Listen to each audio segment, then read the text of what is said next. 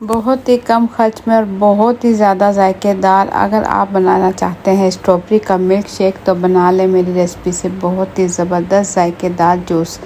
تو سمپل کھانے میں آج آپ دیکھ رہے ہیں عائشہ کے ساتھ اسٹرابیری کا ملک شیک جو کہ بہت ہی کم خرچ میں اور بہت ہی کم ٹائم میں بننے والا ہے۔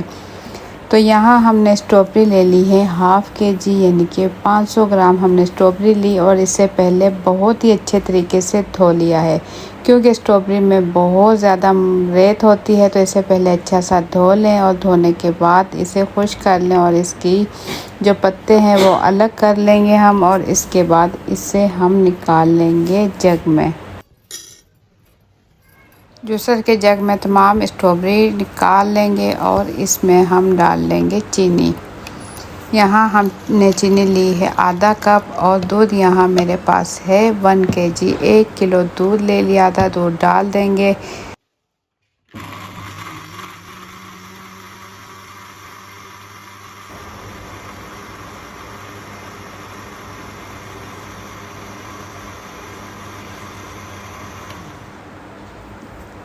ایک منٹ ہم مشین چلائیں گے اور اس کے بعد اس کا ڈھکن کھول کر دیکھیں گے۔ یہاں ہماری اسٹرابیری بالکل حل ہو چکی ہے، اس میں تھوڑے سے آئس کیوب ڈال دیں گے اور باقی کا دودھ بھی ہم اس میں جتنا کہ جگ میں آیا اتنا ہم ڈال دیں گے، اور اس کے بعد ایک مرتبہ پھر مشین چلائیں گے ہلکی سی کچھ سیکنڈ کے لیے۔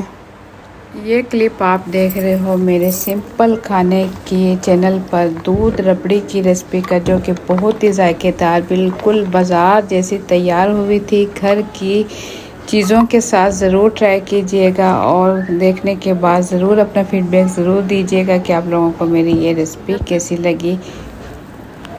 تو یہاں ہمارا بہت ہی زبردست ذائقے سے بھرپور اسٹرابیری ملک شیک بن کر بالکل ریڈی ہو چکا ہے۔ ایک جگ بڑے 4 مگ جو ہیں جوس والے تیار ہو چکے ہیں ماشاءاللہ سے، بہت ہی زبردست کریمی ہمارا ملک شیک جو کہ اسٹرابیری کے ساتھ تیار ہو چکا ہے۔ تو آپ لوگوں کو میری آج کی یہ ریسپی کیسی لگی اپنا فیڈ بیک کمنٹس کے ذریعے ضرور دیں۔ چینل پر نیو ہیں تو سبسکرائب کر لیں، ویڈیو اپنی فیملی اور فرینڈ کے ساتھ ضرور شیئر کیجئے گا۔ آپ میری ویڈیو کس ملک یا کس شہر سے دیکھ رہے ہو کمنٹس میں ضرور بتائیے گا۔ تو آپ بھی بنا کر ضرور ٹرائی کریں اور ٹرائی کرنے کے بعد اپنا فیڈ بیک ضرور دیجیے گا کہ آپ کا بنایا ہوا اسٹرابیری کا ملک شیک کیسے تیار ہوا۔